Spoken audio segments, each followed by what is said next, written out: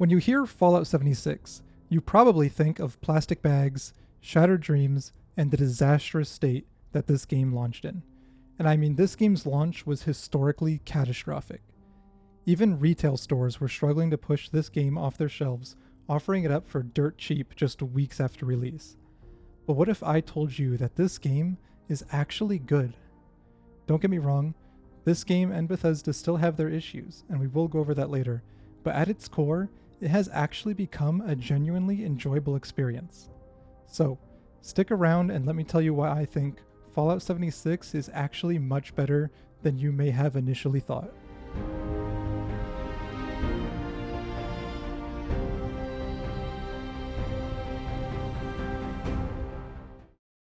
Let's go back to the beginning. 3 years after the divisive release that was Fallout 4, another Fallout game was suddenly and somewhat surprisingly announced. Set only 25 years after the bombs fell in the beautiful Appalachian region, this game came with a twist. It was multiplayer. Before the game even launched, this created Fallout 76's first major controversy. Fallout has always been focused on the single-player experience, so how on earth were they going to pull this one off? Between the clunky creation engine and the innate lack of mod support due to being an always online title, the community was not optimistic. On top of that, Todd Howard provided us with some more insight into the game during E3 2018, announcing that there would be no NPCs, thus implanting the idea that the world would be massive and lifeless. Things were already off to a bad start, but it wasn't over yet. While the community did have mixed feelings, many people still thought that the gameplay trailer shown actually looked pretty decent.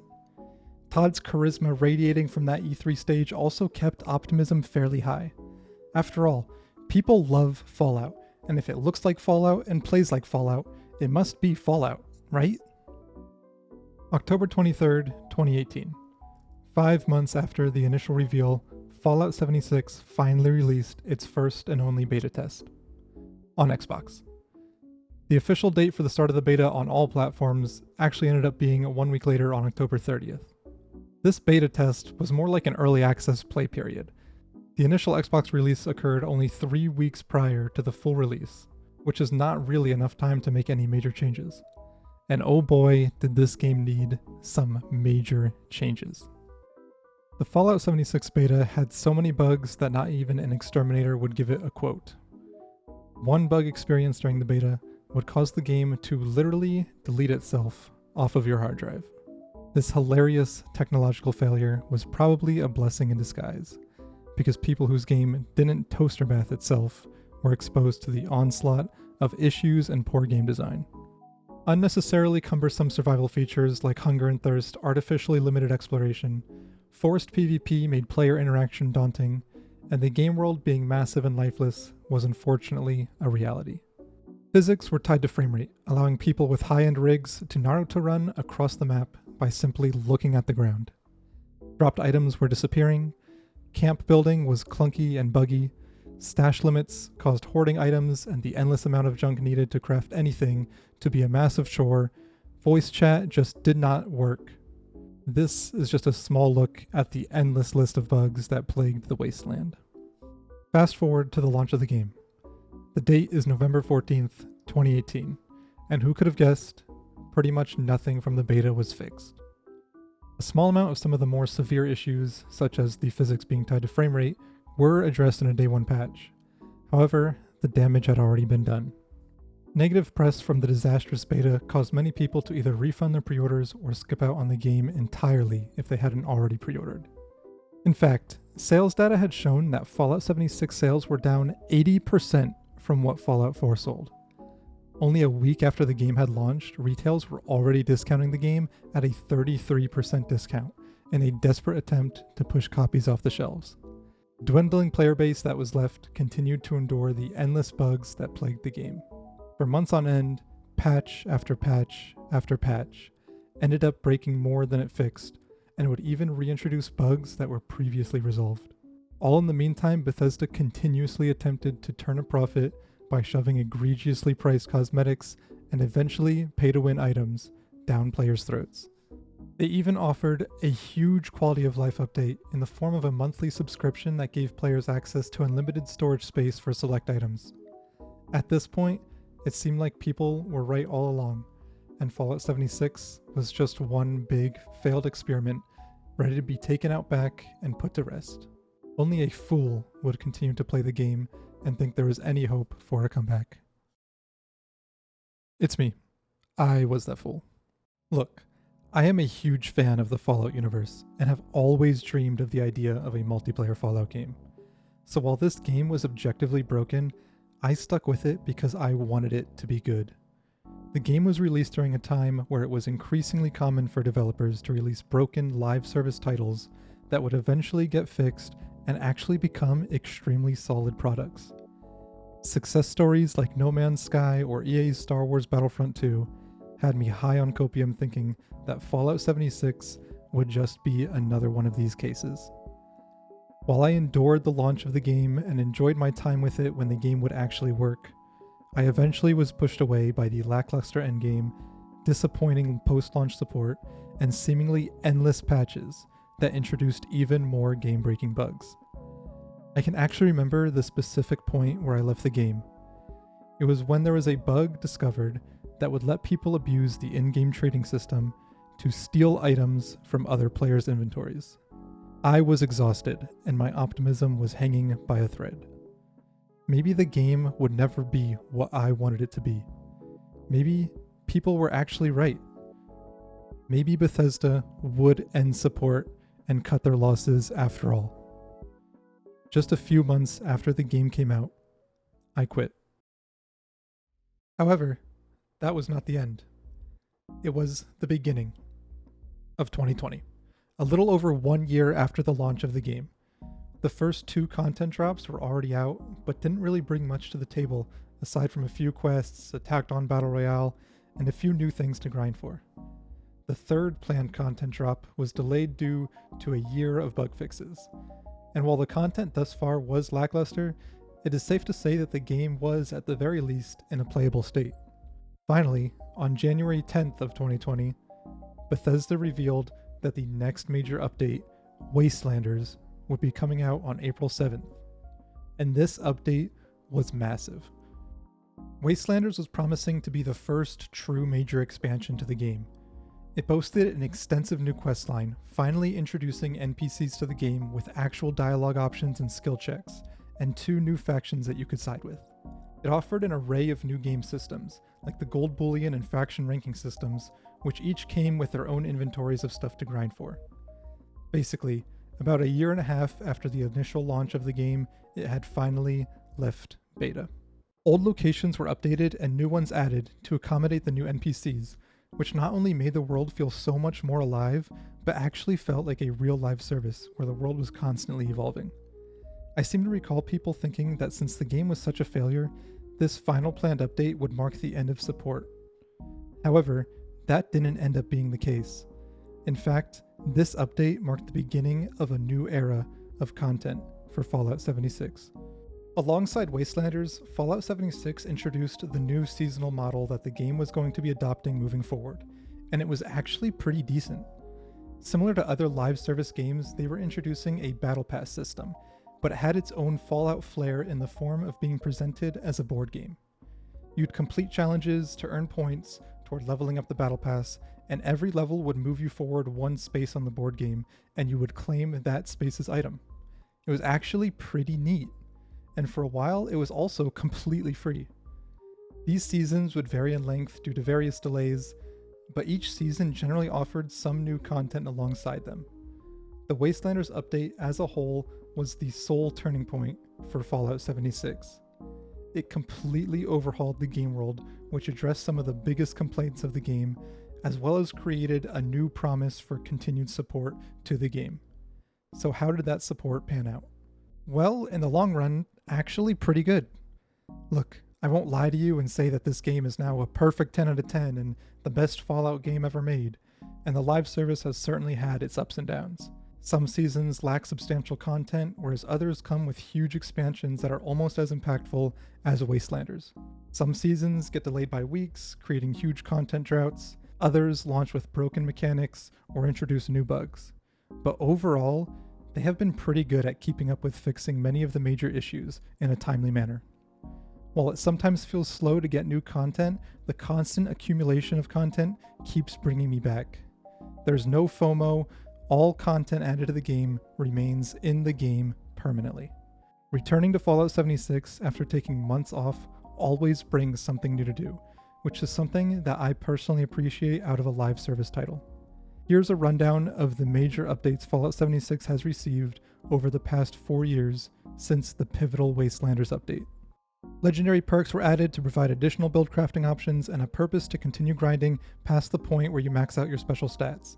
Daily Ops was added as a game mode that contains modifiers which reset every day and rewards massive amounts of loot. The Brotherhood of Steel was added to the game with its own multi-part story.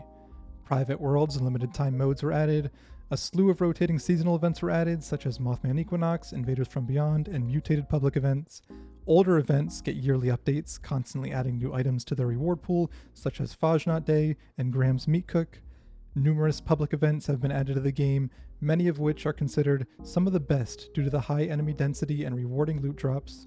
Expeditions, a mode that offers instanced repeatable missions, was added to the game with its own set of grindable rewards.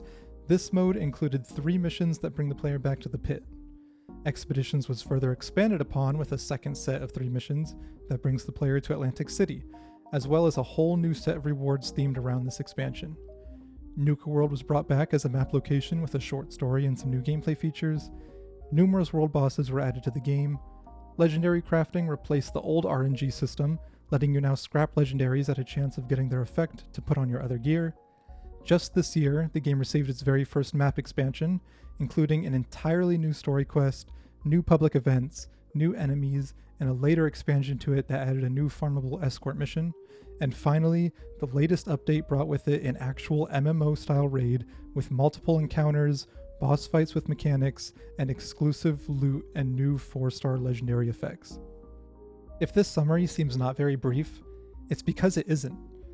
This truly depicts the sheer amount of content that has been added to the game over the years. The list doesn't include a lot of the smaller changes like perk updates and new weapons to refresh the meta, hundreds if not thousands of new gear items and cosmetics, and multiple camp updates, bringing base building to a point where it is actually multitudes better than Fallout 4's implementation.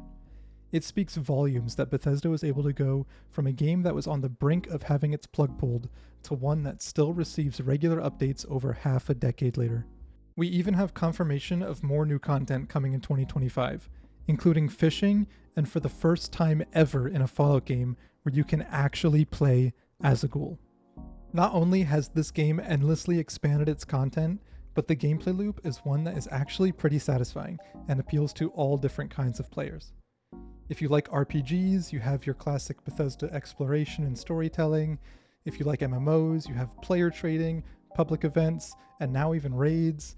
If you like survival games, well, you probably have something wrong with you and should see a therapist.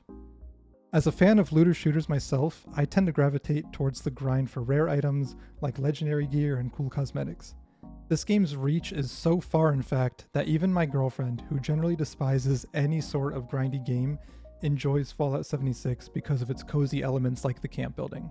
While the game offers tons of different ways to play and engage with the content, it certainly is the master of none. If you're looking for a very specific niche, this game may not be what you're looking for. But if you want a varied experience equivalent to the cheap buffet of video games, Fallout 76 truly does have a lot of choices and things to do.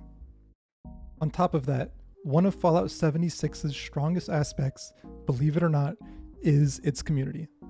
The community in this game is full of dedicated players who consistently go out of their way to welcome and help out newcomers. Veteran players willingly help with anything ranging from donating items to low-level players, to selling rarer plans for cheap, to willingly carrying players through harder events and bosses so that they can also reap the rewards. The public team system in this game also allows players to squad up and get free benefits with absolutely zero obligations. While PvP is an option in this game, the overwhelming majority of players choose to enable pacifist mode, creating an entirely PvE-focused experience.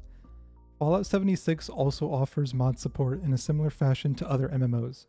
One such community-made mod even adds text chat to the game.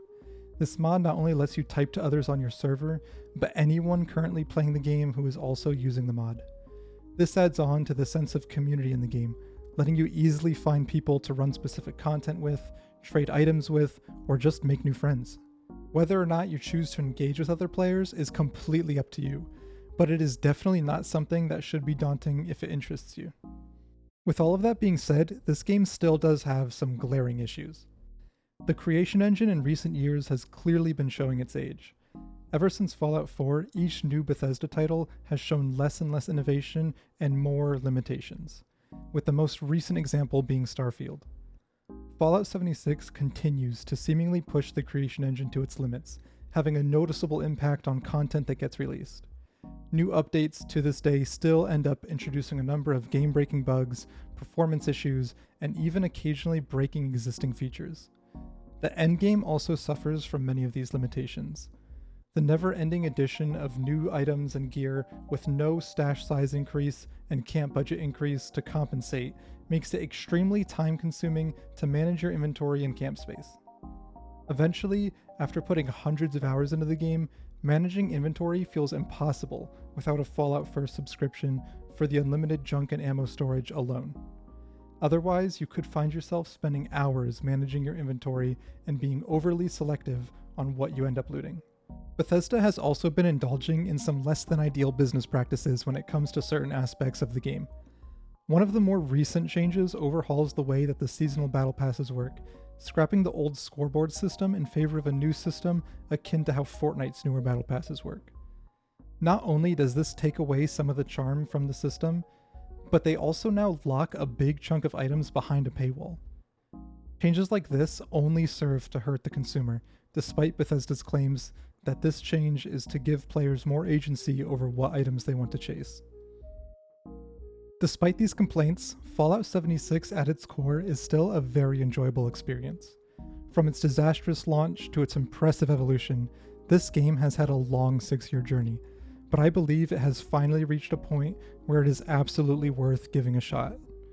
Whether you enjoy looter shooters, MMOs, or just want a new Bethesda RPG set in the Fallout universe, Fallout 76 has something to offer for everyone. Even if you've tried the game before and wrote it off initially, it may be worth giving another try. So much has changed and been added to the game, and it truly stands as a testament to the potential of live service games to redeem themselves. Fallout 76 may have started as a seemingly irredeemable disaster, but it has grown into a unique, content-rich experience that's absolutely worth exploring. If you made it this far, thank you. I hope you learned something new and maybe gained some insight into one of my favorite games. If you enjoyed this video and want to accompany my YouTube journey where I dive into more gaming topics, leave a like and maybe consider subscribing. Until next time, take care of yourself.